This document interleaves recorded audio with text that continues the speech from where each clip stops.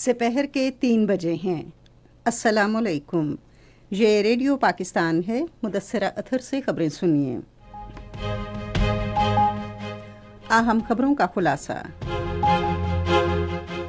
پاکستان کے ارشد ندیم نے آج جنوبی کوریا میں 26ویں ایشیائی ایتھلیٹکس چیمپئن شپ میں نیزہ پھینکنے کے مقابلے میں طلائی تمغہ جیت لیا۔ وزیر اعظم بڑے جرگے میں شرکت کے لیے کوئٹہ میں ہیں۔ بحری امور کے وزیر نے بحری معیشت کے فروغ کے لیے میری time chamber of commerce and industry کے قیام کا اعلان کیا ہے۔ پاکستان نے بھارت بھر میں اسلام مخالف واقعات میں خطرناک حد تک اضافے پر شدید تشویش ظاہر کی ہے۔ بھارت کے چیف آف ڈیفنس اسٹاف نے اسما پاکستان کے ساتھ جھڑپوں میں غیر معینہ تعداد میں اپنے جنگی طیارے کھونے کی تصدیق کی ہے۔ خیبر پختونخوا کے ہنگامی امدادی ادارے نے کہا ہے کہ صوبے میں حالیہ بارش اور طوفان سے 10 افراد جاں بحق ہو گئے ہیں۔ خبروں کی تفصیل۔ پاکستان کے اولمپک چیمپئن ارشد ندیم نے آج جنوبی کوریا کے شہر گومے میں ایشین ایتھلیٹکس چیمپئن شپ نے نیزہ پھینکنے کے مقابلے میں طلائی تمغہ جیت لیا ہے۔ ایشین ایتھلیٹکس چیمپئن شپ کے فائنل میں ارشد ندیم نے ایک بار پھر 86.4 میٹر دور نیزہ پھینک کر قوم کا سر فخر سے بلند کر دیا۔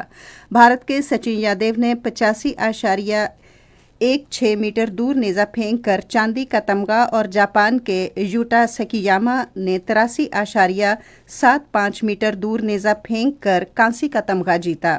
پاکستان کے محمد یاسر نے 70.53 اور 75.39 میٹر دور نیزہ پھینکا۔ صدر آصف علی زرداری نے ایشین ایتھلیٹکس چیمپئن شپ میں طلائی تمغہ جیتنے پر ارشد ندیم کو مبارکباد دی ہے۔ انہوں نے کہا کہ پورے قوم کو ارشد ندیم کی شاندار کارکردگی پر فخر ہے۔ وزیر اعظم شہباز شریف ایک روزہ دورے پر کوئٹہ پہنچ گئے ہیں۔ کوئٹہ آمد پر قائم مقام گورنر اور اسپیکر بلوچستان اسمبلی عبدالخالق اچکزئی اور وزیر اعلیٰ بلوچستان میر سرفراز بگٹی نے ان کا استقبال کیا۔ وزیر اعظم command and staff college Quetta کا دورہ کریں گے اور ایک بڑے جرگے میں بھی شرکت کریں گے۔ سمندری امور کے وزیر محمد جنید انور چودھری نے بحری ایوان صنعت و تجارت کے قیام کا اعلان کیا ہے تاکہ سمندری معیشت کو ترقی حاصل ہو اور سمندری شعبے میں ماحولیاتی استحکام کو فروغ دیا جا سکے۔ انہوں نے کراچی میں پاکستان بزنس کونسل فورم سے خطاب کرتے ہوئے خصوصاً دنیا کے جنوبی حصے میں بڑھتے ہوئے ماحولیاتی مسائل کے پیش نظر سمندری ترقی کو پائیداری کے اہداف سے ہم آہنگ کرنے کی فوری ضرورت پر زور دیا۔ وفاقی وزیر نے کہا کہ بحری ایوان صنعت و تجارت بندرگاہوں، جہاز رانی، رسل و رسائل، ماہی گیری اور سمندری خدمات کے شعبوں سمیت تمام سمندری شعبوں کے مسائل کے حل کے لیے خصوصی دارجاتی ڈھانچہ فراہم کرے گا۔ انہوں نے کہا کہ یہ ایوان سمندری شعبے میں سرمایہ کاری اور جدت میں مدد فراہم کرے گا اور اس سے بندرگاہوں پر پائیداری کو بھی ترجیح حاصل ہوگی، ماحول دوست ٹیکنالوجیز کو فروغ ملے گا اور کاربن کے اخراج میں کمی کی حکمت عملی مستحکم ہوگی۔ خصوصی سرمایہ کاری سہولت کونسل کی معاونت سے پاکستان میں غیر ملکی سرمایہ کاری میں نمایاں اضافہ ہوا ہے۔ چین نے توانائی، بنیادی ڈھانچے، ٹرانسپورٹ اور صنعتی شعبوں میں 1.2 کروڑ 86 لاکھ ڈالر کی سرمایہ کاری کی ہے۔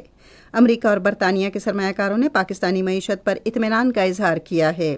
امریکہ نے 11 کروڑ 11 لاکھ ڈالر جبکہ برطانیہ نے 21 کروڑ 56 لاکھ ڈالرز کی سرمایہ کاری کی۔ بیرونی سرمایہ کاری کی وجہ سے معیشت ترقی کی راہ پر گامزن ہے۔ پاکستان نے بھارت میں بڑھتے ہوئے اسلام مخالف واقعات پر گہری تشویش ظاہر کی ہے۔ دفتر خارجہ کے ترجمان شفقت علی خان نے صحافیوں کے سوالوں کے جواب دیتے ہوئے کہا کہ پاکستان نے بھارتی حکومت پر بارہا زور دیا ہے کہ وہ اپنے تمام شہریوں کے حقوق اور ان کا تحفظ بلا امتیاز مذہب یقینی بنائے۔ انہوں نے کہا کہ نفرت انگیز تقاریر، امتیازی سلوک اور ریاستی جبر کے ذریعے مسلمانوں کو نشانہ بنانا بین الاقوامی برادری کے لیے بھی باعث تشویش معاملہ ہے۔ ترجمان نے کہا کہ اب جبکہ صبر و برداشت اور مفاہمت کی اشد ضرورت ہے تو اس وقت دانستہ سیاسی یا نظریاتی مذہبی نفرتوں کو ہوا دی جا رہی ہے جو بین الاقوامی انسانی حقوق کی خلاف ورزی ہے۔ اسٹیٹ بینک مویشی منڈیوں میں نقد رقم کی بجائے کیش لیس مہم کی حوصلہ افزائی کر رہا ہے۔ مرکزی بینک نے عوام سے اپیل کی ہے کہ وہ قربانی کے جانوروں کی خریداری کے لیے نقد رقم کی بجائے بذریعہ کریڈٹ اور ڈیبٹ کارڈز ادائیگی کو ترجیح دیں۔ اس اقدام کا مقصد مویشی منڈیوں میں شفافیت اور سیکیورٹی یقینی بنانا ہے۔ امور کشمیر اور گلگت بلتستان کے وزیر امیر مقام نے بھارت کے ساتھ حالیہ کشیدگی کے دوران پاکستان کی مسلح افواج کی مثالی جرأت و بہادری اور پیشہ ورانہ لگن اور صلاحیت کے مظاہرے پر انہیں زبردست خراج تحسین پیش کیا ہے۔ انہوں نے آج مینگورہ میں ایک تقریب سے خطاب کرتے ہوئے کہا کہ وزیر اعظم شہباز شریف نے عوام میں اتحاد و یکجہتی پیدا کرنے کے لیے جرأت مندانہ اور دانشمندانہ فیصلے کیے۔ خیبر پختونخوا کے گورنر فیصل کریم کنڈی نے پاکستان اور ازبکستان کے درمیان معاشی تعاون بڑھانے کے لیے تجارتی وفود کے تبادلوں کی اہمیت پر زور دیا ہے۔ انہوں نے ان خیالات کا اظہار پاکستان میں ازبکستان کے سفیر علی شیر تختانیف سے اسلام آباد میں ملاقات میں کیا۔ انہوں نے علاقائی روابط بہتر بنانے کے لیے براستہ پشاور ازبکستان افغانستان ریلوے منصوبے کی توسیع پر بھی اتفاق کیا۔ انہوں نے اسلام آباد اور تاشقند کے درمیان سفری سہولیات اور باہمی عوامی رابطے مضبوط بنانے کے لیے براہ راست پروازیں شروع کرنے پر بھی تبادلہ خیال کیا۔ یہ خبریں آپ ریڈیو پاکستان سے سن رہے ہیں۔ بھارت آج مقبوضہ جموں کشمیر اور پنجاب، راجستھان، گجرات، ہریانہ اور چندی گڑھ سمیت پاکستان کے ساتھ سرحدی علاقوں میں فرضی مشقیں کر رہا ہے۔ کشمیر میڈیا سروس کے مطابق مقبوضہ جموں کشمیر کے کئی علاقوں میں ہنگامی صورتحال سے خبردار کرنے کے سائرن بجائے جائیں گے۔ نام نہاد سیکیورٹی مشقیں حقیقی جنگی کارروائیوں کی طرز پر ہوں گی۔ بھارتی فوج نے پہلی بار تصدیق کی ہے کہ اس نے رواں ماہ پاکستان کے ساتھ جھڑپوں میں ایک غیر معینہ تعداد میں اپنے جنگی طیارے کھوئے ہیں۔ یہ بات بھارت کی مسلح افواج کے chief of defence staff Anil Chauhan نے بلومبرگ ٹی وی کو ایک انٹرویو کے دوران تسلیم کی۔ بی جے پی کے ایک سینئر رہنما پہلے ہی 5 بھارتی طیارے گرنے کی تصدیق کر چکے ہیں۔ اقوام متحدہ نے کہا ہے کہ غزہ کی پوری آبادی اس وقت قحط کے دہانے پر ہے۔ اقوام متحدہ کے ترجمان اسٹیفن ڈیوجیرک نے نیو یارک میں صحافیوں کو بتایا کہ اب تک مجموعی طور پر فراہم کی گئی امداد نہ ہونے کے برابر ہے۔ انہوں نے کہا کہ غزہ میں جنگ کے آغاز سے اب تک یہ بدترین صورتحال ہے۔ ادھر قطر نے اسرائیل کی جانب سے مقبوضہ مغربی کنارے میں 22 نئی یہودی بستیوں کی منظوری کی مذمت کی ہے۔ قطر کی وزارت خارجہ نے ایک بیان میں کہا ہے کہ یہ کارروائی بین الاقوامی قراردادوں کی سنگین خلاف ورزی ہے۔ اسرائیل نے مقبوضہ مغربی کنارے میں فلسطینی انتظامی دارالحکومت رام اللہ میں عرب ممالک کے وفد کو ایک مجوزہ اجلاس میں شریک ہونے کی اجازت دینے سے انکار کر دیا ہے۔ آج ایک اسرائیلی عہدیدار نے کہا کہ عرب وزراء شرکت کی منصوبہ بندی کر رہے تھے جنہیں روک دیا گیا ہے۔ اس وفد میں اردن، مصر، سعودی عرب، قطر اور متحدہ عرب امارات کے وزراء شامل تھے۔ خیبر پختونخوا کے ہنگامی امدادی ادارے نے کہا ہے کہ صوبے میں گزشتہ 5 روز میں بارشوں اور طوفان سے متعلقہ واقعات میں 10 افراد جاں بحق اور 30 زخمی ہوئے ہیں۔ پی ڈی ایم میں خیبر پختونخوا کی جانب سے جاری کردہ تفصیلی رپورٹ کے مطابق بارش اور آندھی سے گزشتہ روز 34 مکانات کو نقصان پہنچا، جن میں 32 مکانات جزوی طور پر جبکہ 2 مکمل طور پر منہدم ہو گئے۔ یہ واقعات صوبے کے مختلف اضلاع مردان، سوابی، پشاور، شانگلہ، لوئر دیر، سوات، تورغر، باجوڑ، مہمند، مانسہرہ اور ہری پور میں ہوئے۔ پی ڈی ایم نے متعلقہ ضلع انتظامیہ کو ہدایت کی ہے کہ وہ متاثرہ خاندانوں کی فوری طور پر مدد کرے اور زخمیوں کو علاج معالجے کی بہترین سہولیات فراہم کرے۔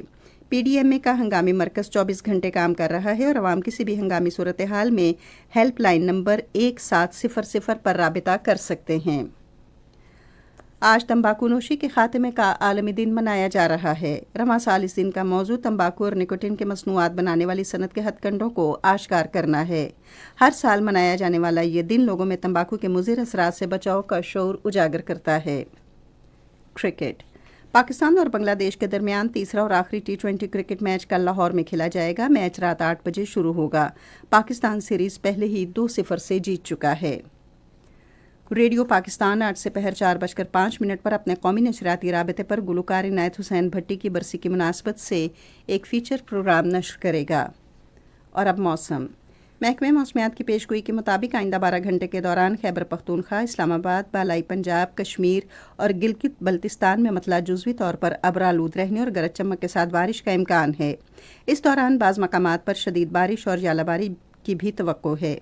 آج ریکارڈ کیا گیا بعض بڑے شہروں کا درجہ حرارت: Islamabad 28 degree centigrade, Lahore 35، Karachi 36، Peshawar 31، Quetta اور مظفر آباد 26، گلگت 18، مری 20، سری نگر 12، جموں 32 اور لے 6 ڈگری سینٹی گریڈ۔ اہم خبروں کا خلاصہ آخر میں ایک بار پھر۔ پاکستان کے ارشد ندیم نے آج جنوبی کوریا میں 26ویں ایشیائی ایتھلیٹکس چیمپئن شپ میں نیزہ پھینکنے کے مقابلے میں طلائی تمغہ جیت لیا۔ वज़ीर आज़म बड़े जरगे में शिरकत के लिए कोयटा में हैं। भारत के चीफ ऑफ डिफेंस स्टाफ ने इसमा पाकिस्तान के साथ झड़पों में गैर मुअय्यना तादाद में अपने जंगी तैयारे खोने की तस्दीक की है। खबरें खत्म हुई। मज़ीद खबरों और तज्ज़ियों के लिए हमारी वेबसाइट है radio.gov.pk और फेसबुक के link radio Pakistan news official पर बराह रास्त वीडियो स्ट्रीमिंग भी मुलाहिजा कीजिए।